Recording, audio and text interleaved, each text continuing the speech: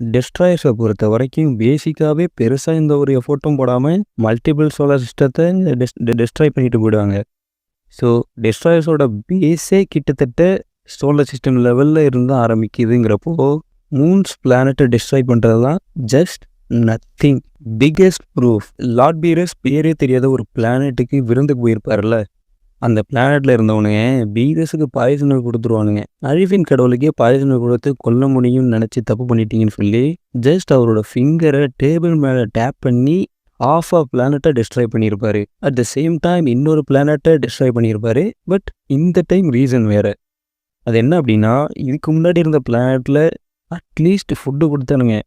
But இங்கே dinosaur meet கொடுக்க மறுத்துட்டானுங்க, அவ்வளோதான். இந்த டெஸ்ட்ரக்ஷன் பொறுத்த வரைக்கும் அவரோட ஓன் காட்க்கு யூஸ் பண்ணி ஏதோ ஜஸ்ட் போகிற போக்கில் ஒரு விதையை போட்டு போவோமேங்கிற மாதிரி பிளானட்டை மச் மோர் பீசஸாக டெஸ்ட்ராய் பண்ணியிருப்பாரு.